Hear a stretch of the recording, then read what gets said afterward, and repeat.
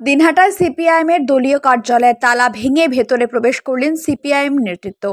রবিবার সকাল 10:50 নাগাদ সিপিআইএমের কোচবিহার জেলা সম্পাদক অনন্ত রায় সহ অন্যান্য নেতৃত্বদের উপস্থিতিতে তালা ভেঙে দলীয় কার্যালয়ে প্রবেশ করেন সিপিআইএম নেতৃত্ব। প্রসঙ্গত, দিন কয়েক আগে সিপিআইএমের দলীয় কার্যালয়ে ভাঙচুরের পাশাপাশি গেটে তালা মেরে দেওয়ার অভিযোগ ওঠে তৃণমূলের বিরুদ্ধে। সেই ঘটনায় দিনহাটা থানায় লিখিত অভিযোগ দায়ের হয়। এরপরে রবিবার সিপিআইএম নেতৃত্ব হাজির হয়ে তালা ভেঙে ভেতরে প্রবেশ করলেন। এরপরই তারা দিনহাটা থানায় মিছিল করে এসে বিক্ষোভ দেখান এবং এই ঘটনায় দোষীদের কঠোর শাস্তির দাবি জানান তারা। এই যে বারবার দিনহাটা যে সিপিআইএম এর পার্টি অফিস ভাঙচুর হচ্ছে, কি বলবেন এই নিয়ে? কি বলবো, দিনহাটার মানুষ, আপনারা সাংবাদিক, সবটাই উপলব্ধি করতে পারছেন।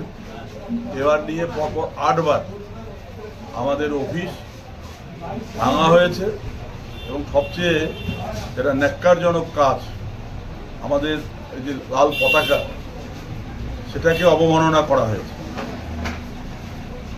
একজন রাজ্যের মন্ত্রী, তিনি তো তৃণমূল দলের এখন কর্মী নন, তার দায়িত্ব হচ্ছে আইন শৃঙ্খলা রক্ষা করা, নাগরিকরা তারা যেন স্বচ্ছন্দে চলাফেরা করতে পারে তার উদ্যোগ গ্রহণ করা। কিন্তু দিনহাটা হচ্ছে রাজ্যের মধ্যে তার ব্যতিক্রম। এখানে সন্ধ্যার পর গ্রামের মানুষ বাড়ির দরজা জানলা বন্ধ করে দেয়। এখানে বোমা, পিস্তল, বন্দুক এখানে বিক্রি হয় এবং সেটাকে তৃণমূল ব্যবহার করে।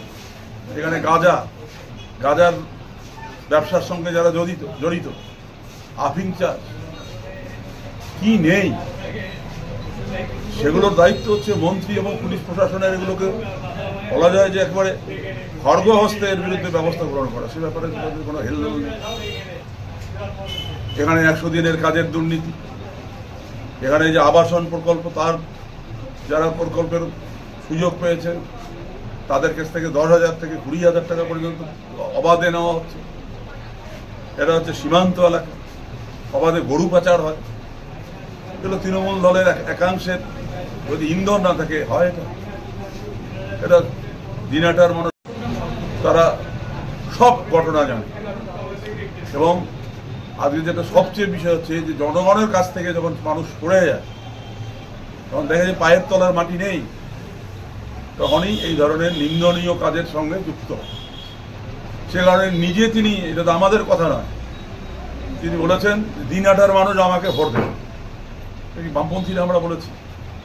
তারপরে কয়েকদিন পরে এই যে নৃপেন্দ্র নারায়ণ সদনে তৃণমূল যুব কংগ্রেসের একটা সভা হল, আপনারা সাংবাদিক বন্ধুরা দেখেছেন, সেখানে অর্ধেক চেয়ার খালি ছিল। সে উত্তরবঙ্গ পত্রিকা, অনেক পত্রিকাতে তার ছবি বেরিয়েছে।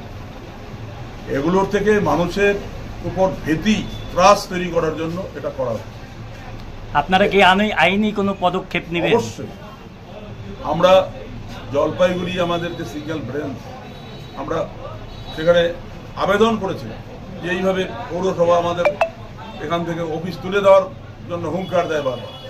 আমরা কাগজপত্র দেখেছি, সেখানে কোর্ট রায় দিয়েছে আমাদের পক্ষে যে অফিস সিপিআইএম এর আইনসম্মত, এবং এটার উপর পরবর্তীতে কোনো সমাজ বিরোধী বা কোনো রাজনৈতিক দল যদি এটাকে গুড়িয়ে দেওয়ার ষড়যন্ত্র করে, আক্রমণ করে, তাহলে তারা অপরাধী হিসাবে সাব্যস্ত হবেন।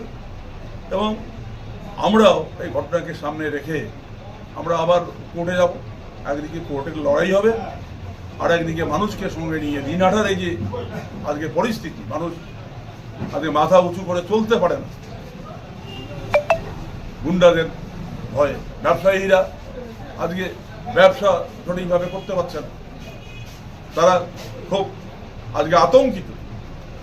সামগ্রিকভাবে সামনে এখানে একটা পুলিশের, এখানে একটা থানা রয়েছে, নাকের ডগায়।